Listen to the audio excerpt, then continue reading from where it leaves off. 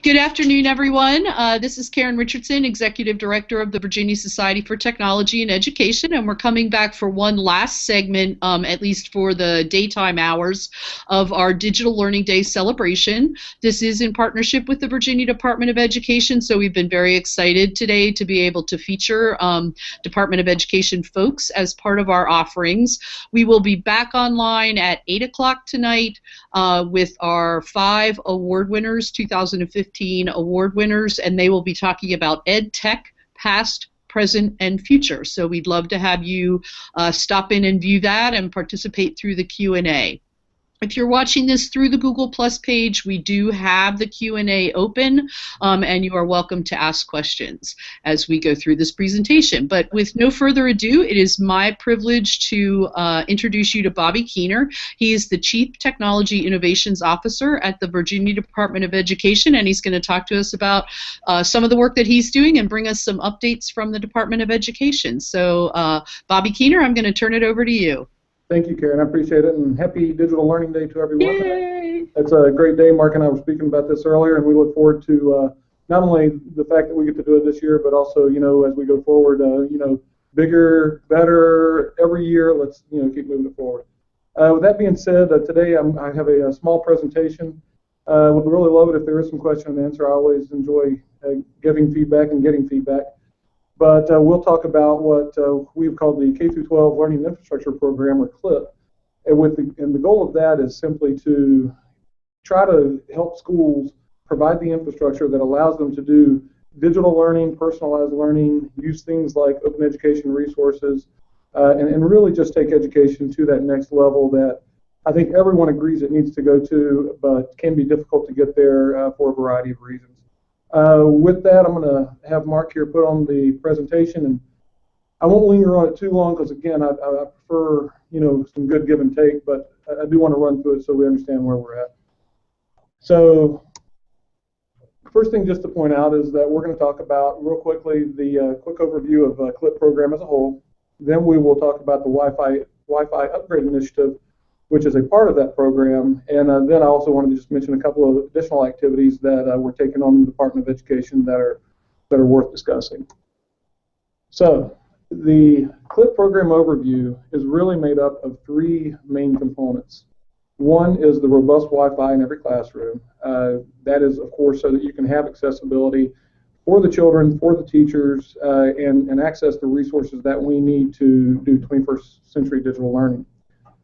Fiber to every school, we're pretty much there. We have a few schools and some divisions that still need some fiber access, but fiber is almost every school, and the reason that's so important is that without that fiber backbone going to the schools, it's very difficult to have a robust connection to do that learning. And then the third piece, affordable broadband for all divisions.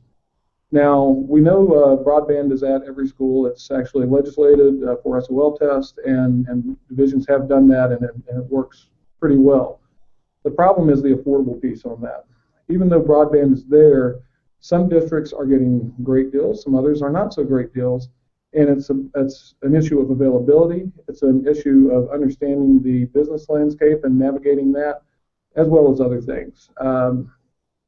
Just to mention that briefly, we are working on that as well. We've got some state contracts set up for that.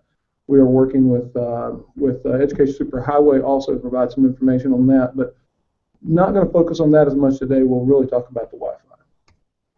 So, the Wi-Fi upgrade initiative. So we did a survey.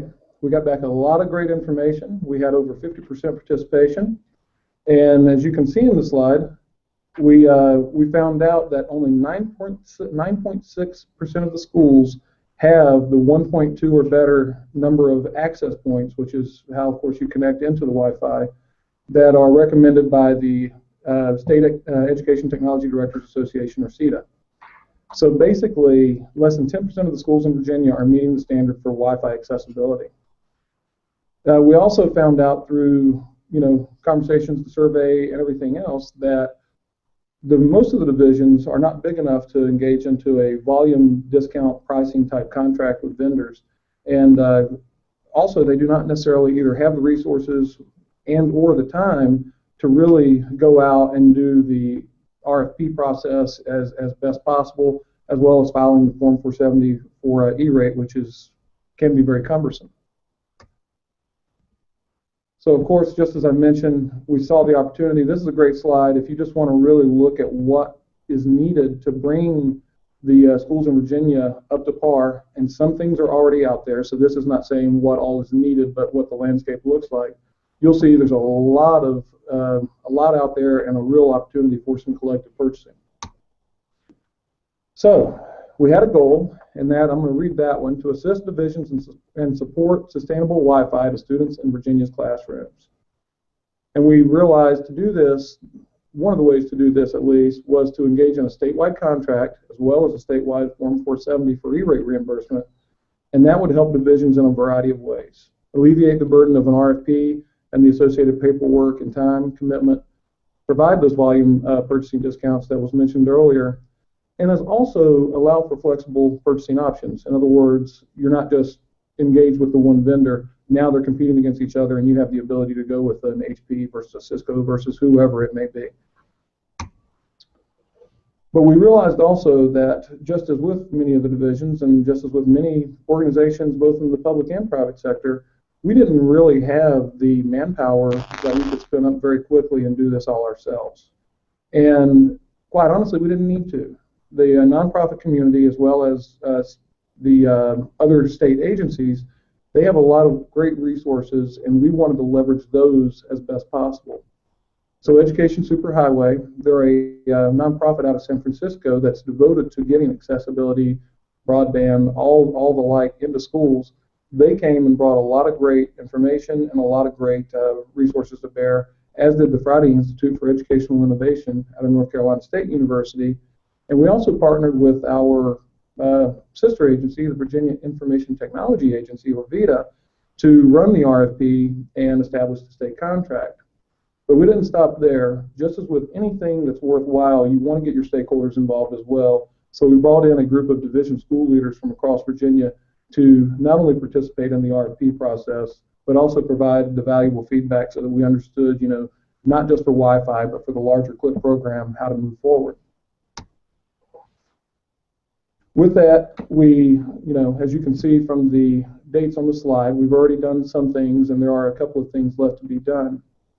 So we filed the 470, which is, again, a cumbersome thing that we are happy to do on behalf of the divisions in the state. We released the RFP and have done evaluation on that. And now we've entered into a phase to where we're wrapping the RFP up, hopefully within a few weeks. And the 471 window, and I know that might be foreign terminology, but a 471 for E-rate purposes is simply saying, hey, you know what, I need X. It's a few paragraphs to just understand what the basic need is, that then the vendors that are on a state contract in this case can respond to and say, hey, we're able to meet that need through, this package or this equipment, and really work with the divisions to, as true partners in that effort. And what the 471 and the 470 really do too, I should have mentioned this earlier, is the E-rate, the federal E-rate process is a matching fund. And what that means is that if I am in a division, let's say, that gets 60% match from the E-rate fund on Wi-Fi or broadband purchasing, then I go out and I spend $100,000 on Wi-Fi equipment, I'm going to get $60,000 of that back after I file for my E-rate match piece. So there's a real incentive to utilize E-rate and do it in an effective way, and by working off of a state contract that is built to work against that process in a streamlined fashion, it really helps divisions in that way. But going back to the calendar here, starting basically this month, earlier in February, the 471 window, which is basically the filing window for this E-rate reimbursement, opened up. Divisions at that point can put in their information into the E-rate portal. They can, prepare for their submissions, the whole works. So while that's happening, and we're in a tight window for this first year we're doing this, we're also wrapping up the RFP. And divisions will then have the ability to, now that they filed their paperwork, their starting paperwork, they can then look at the statewide contract and say, what can I get off that to meet those needs that I've identified? As they do that, if they need to file the additional paperwork associated with the 471 and the E-rate, they can do that up through the to the end of April or April 29th. So it's a very tight timeline in this first year, but we wanted to really make this something that while next year and the years after it will be a much more lead time for divisions, we also wanted to give those that needed it an opportunity to take advantage of it this year. So that's about as quick and dirty as you're going to get on a state contract, filing of a 470, how 471s work, and the overall E-rate process. So I'll take any questions when we're done here on that, but I did want to make sure that I was able to get through it and at least give some highlights. But I also wanted to talk about some additional activities that are going on that relate to this, and we'll go through that fairly quickly as well.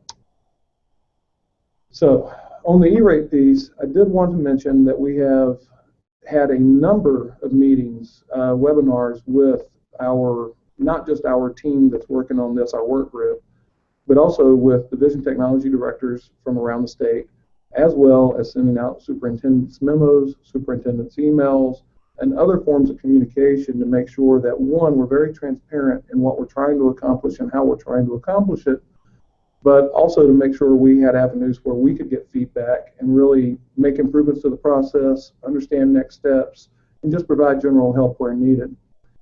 Part of that communication, as of last week and moving forward on a weekly basis, is something we will call office hours. We have an E-rate consultant on staff, and every week she is available via a webinar for an hour to take any questions, provide feedback, and really just help divisions as they navigate the 471 and E-rate filing process. She also has, and you'll have an opportunity to see that here in a few minutes, she also is available at an email address to where she can take those questions before the webinar and then really just talk more about solutions as opposed to addressing them during that. So we're going to do that as well as a number of other webinars on a weekly basis up through the end of the filing window. So please, if you need to participate in that, and I'll show you how to get further information on that as well. The next thing I wanted to mention is what is called Compare and Connect K-12, and that's from our partners Education Superhighway that's been helping us with a number of things on this project. What Compare and Connect K-12 does is it shows via E-rate data, in other words, things that people filed for reimbursement on, what connections are out there, how much the different divisions are paying for those connections, as well as who else has similar connections and what they're paying. To be honest, there was some trepidation from folks seeing that information published for a variety of reasons. Now that it is published, really does not seem to be any issues in regards to that. Quite differently, there's a lot of opportunity. And what the opportunity is that if you have a connection and you see your neighbors paying half the cost for the same vendor, same type of connection, then you might want to call your provider and say, hey, why can't I get a better deal? It creates some ability to ask for some equity in the marketplace. That combined with the statewide broadband contracts offered from VADOE really does create some leverage points for our districts and divisions. The third item I wanted to discuss is OER. Those are called openly licensed educational resources. What those are is what's called a Creative Commons licensing model, where basically resources are developed much like you would see a lesson in a textbook, but on a very small basis, modular basis. And when they're put out in a digital form, anyone can use them, change them, share them at no cost.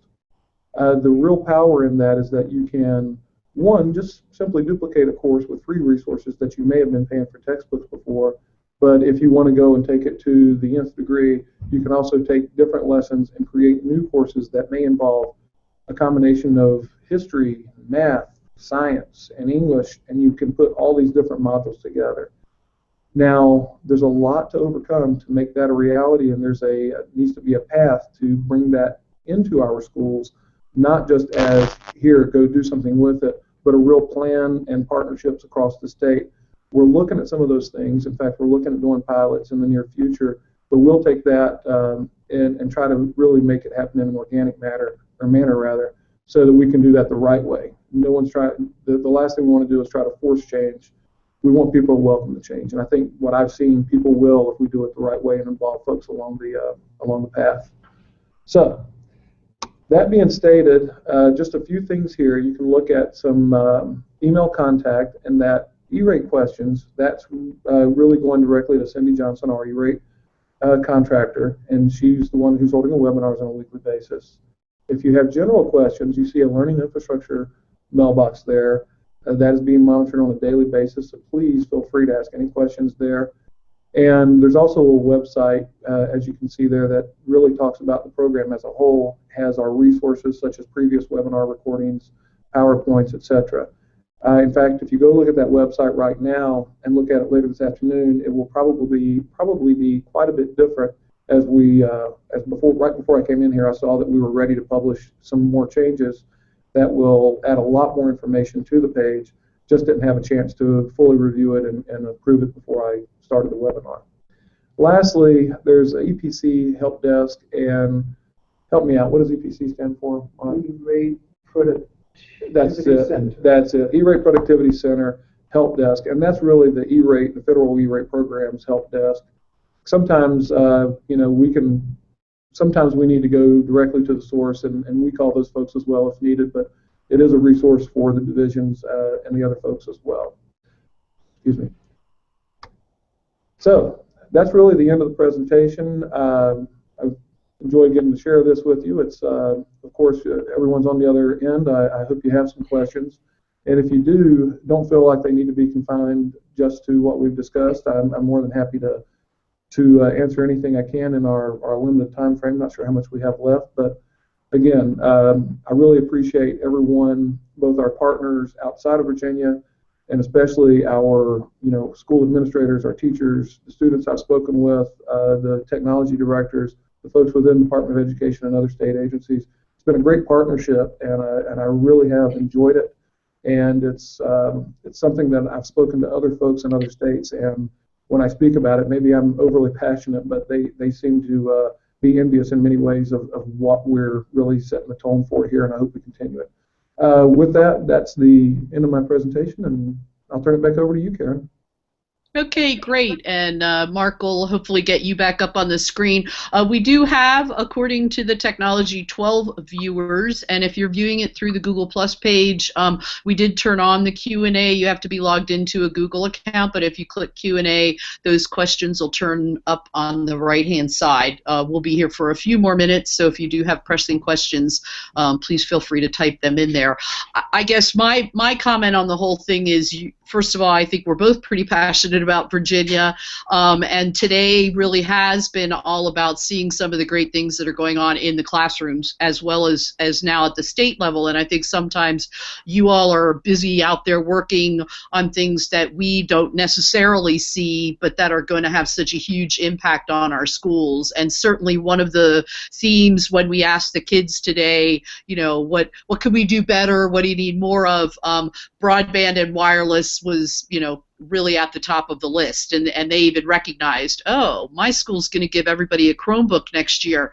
Boy, that's really going to put a lot of pressure on this wireless network that's already bad. So the kids get it, and we're glad to know that you guys are right on top of it as well.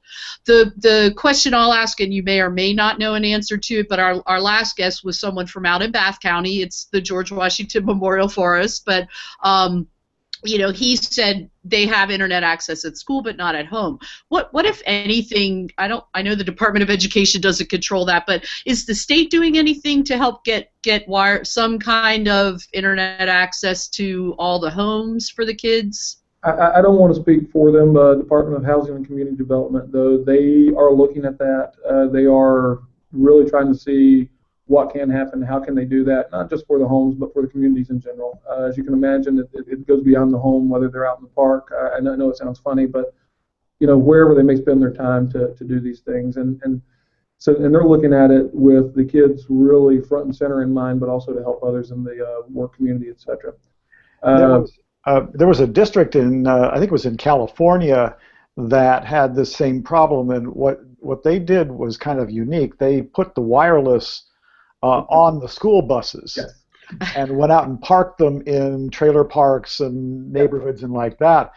I'm not sure that's a perfect solution, but it is one that could be more easily done in some of these areas like that. Yeah, and quite honestly, that I don't mean it in a way to put the question off. A lot of that needs to happen at the school division level. But that being Sure. the case, bringing those ideas and any support we can through whether it be partners that we can bring to them, whether we can help them directly, or whether we can get other state agencies to help them with that, is something that we want to do. So yeah, there are some unique ways to do that. I've seen where the schools themselves will broadcast it out. The buses is something I knew about in California, as well as a person I've been working with down in Alabama does something similar in his district. So definitely a lot of options there. One of the things that we're doing as a pilot out in Charlotte County and the surrounding counties is what's called white space technology. And what that is the old broadband airwaves that we used to use for television can be used to actually communicate on as far as broadband goes. So Microsoft, along with the Tobacco Commission, and am I missing someone in there? There's anyway about $1 million that are being put forward to do what's called a white space pilot program where the children in those households will have access to broadband over the airwaves, which is very unique, very different. Not a totally new technology, but very progressive.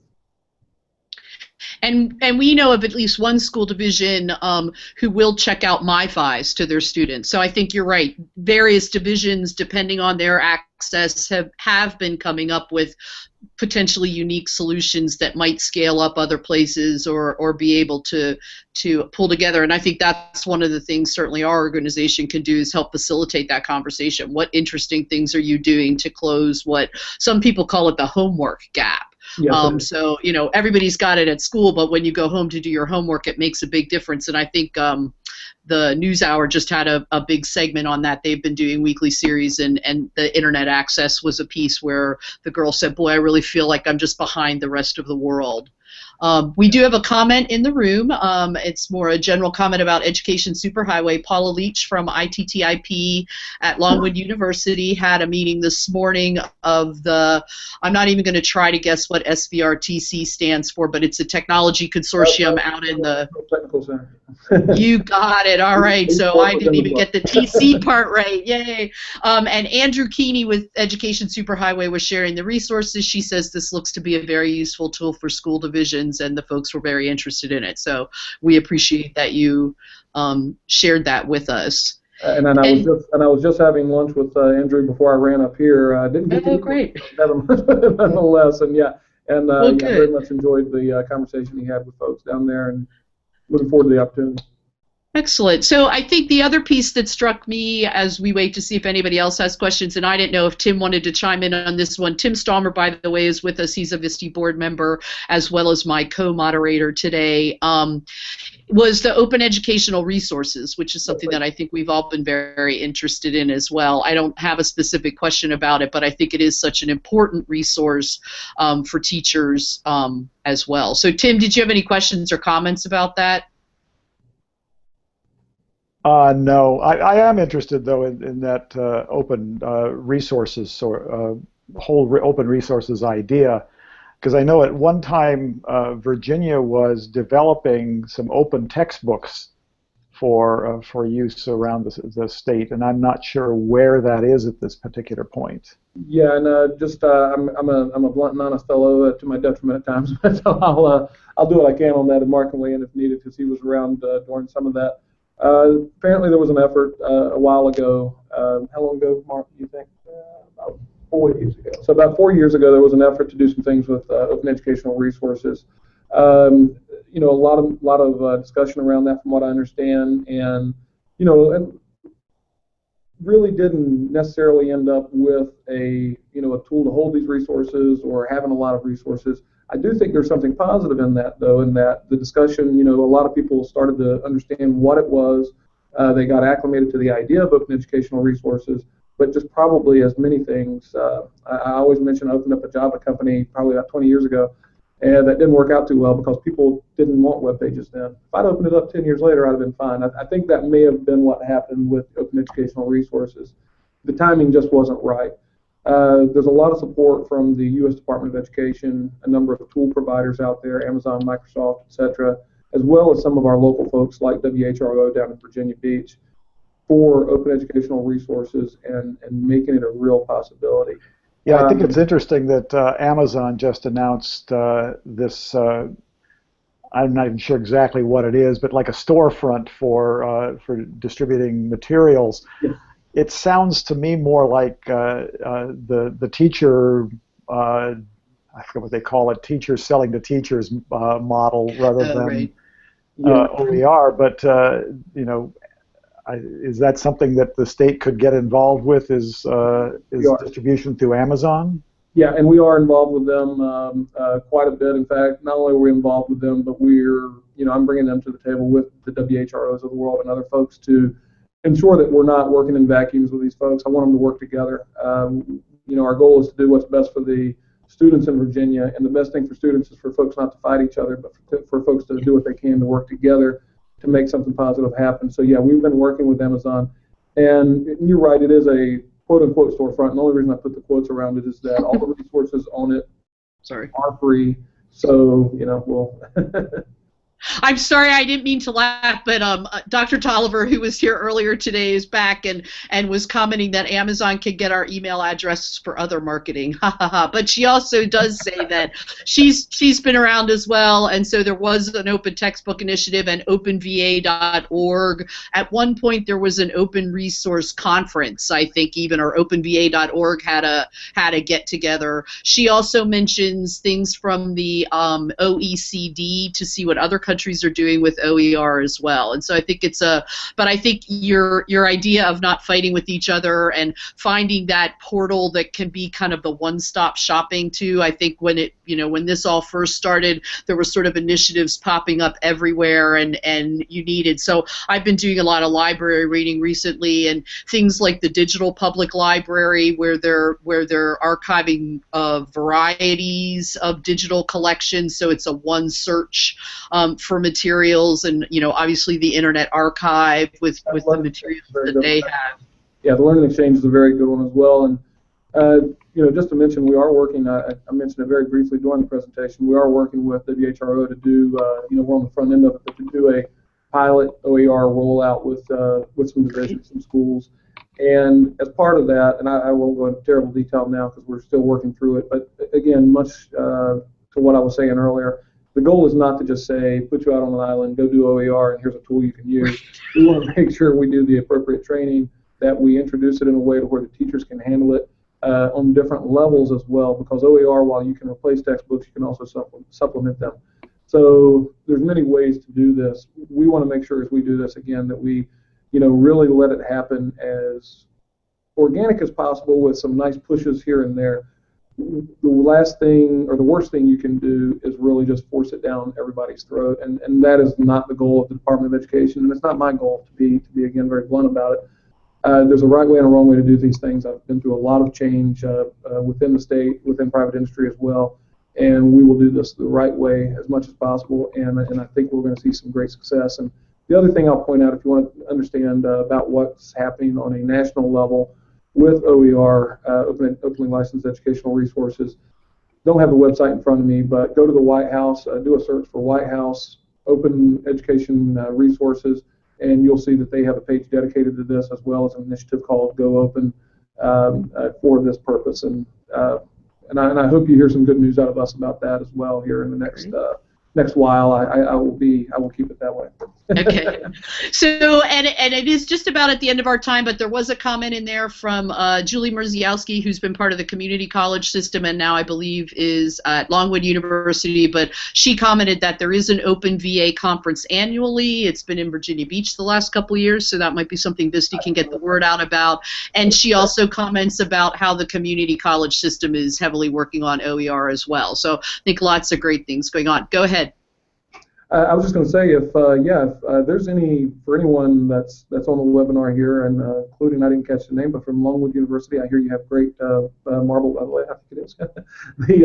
If you can pass along any of that information, I would love to participate, love to attend, whatever works. Again, I fashion myself a person that brings people in to make sure that we all work together and do this the right way. People not working in a vacuum. So the more knowledge I have, the more people we have working on this together in a constructive fashion, the better off we're all going to be. All right, great. Well, thank you so much. I really appreciate it, and I know Mark's still there. And again, really appreciate the opportunity to work here with the Department of Education. So this has been archived for the folks who are watching it. You can you'll be able to pick up the stream at Visti's YouTube channel. I'll get all those links out via our newsletter and our social media. But that's it for right now. And then we are coming back tonight at 8 o'clock, and we will be featuring our 5 Visti Award winners from 2015, and they'll be talking about EdTech Past, Present, and Future. But meanwhile, we're going to sign off for a little while. I appreciate everyone here. Again, a big thank you to Bobby Keener, our Chief Technology Innovations Officer at the Department of Education. Mark Saunders, I know you're back there in the shadows. Yay, Mark. I'd also like to thank my intrepid co-moderator, Tim Stalmer, Visti board member, and just all-around good guy. So thanks, folks, and we'll hopefully see you back later this evening. Oh, and thanks to the folks who asked questions. Did I thank everybody? I think I did. So have a great rest of the afternoon, folks. Happy Digital Learning Day, and we'll see you later tonight. Thanks, Karen. Thanks, Tim. Thanks.